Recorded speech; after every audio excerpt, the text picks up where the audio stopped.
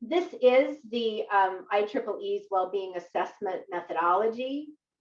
I'm not going to, obviously we don't have time to cover it here today, but the IEEE, we're talking about doing more work with them where they could come into some of our engagements and actually embed this standard into your organization, helping your design teams leverage it in an ongoing way.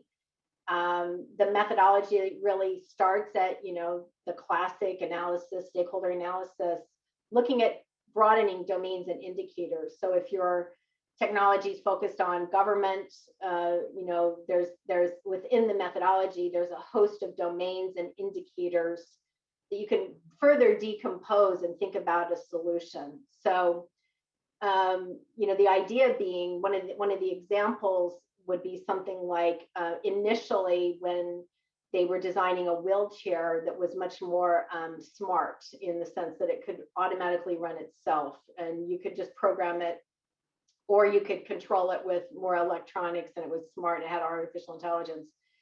What happened is some of the folks that had those wheelchairs absolutely loved it. It gave them more freedom, but many people who had those wheelchairs became massively depressed. It eliminated a lot of the social contact that they had in interacting with people. It was their wheelchair that helped them actually meet people and become much more social. So I know that's a simple example, but that's the goal, is to get people, when you're designing for one thing, to take a step back and say, okay, if we can use a methodology like this, look across different domains and subdomains, can we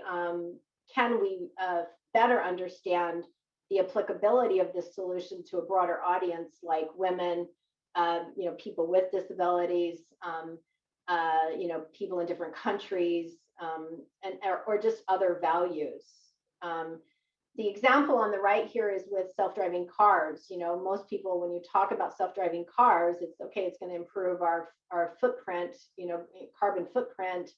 And, you're not going to have to drive a car. This is the first generation, they say, coming up that is not going to have to learn to drive a car and go to driving lessons.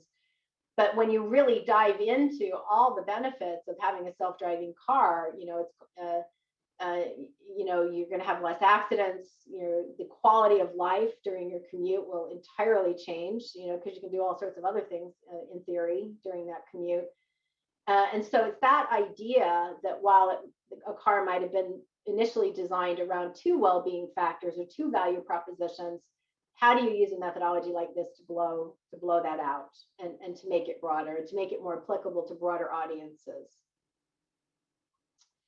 The next slide is really what we at Athena have been thinking about well-being and how to approach it in an organization. And that's really through design thinking and systems thinking approaches.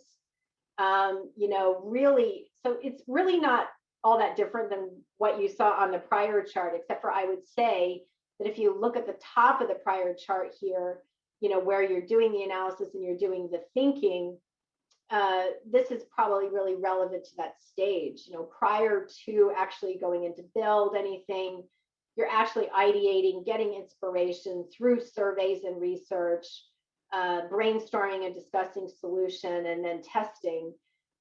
In terms of doing this in an iterative way, thinking about symptoms, measures, and root causes, as you inspire and ideate, circling back all the time to who's affected by the system. Is the product being designed for one particular audience when it might have broader applicability?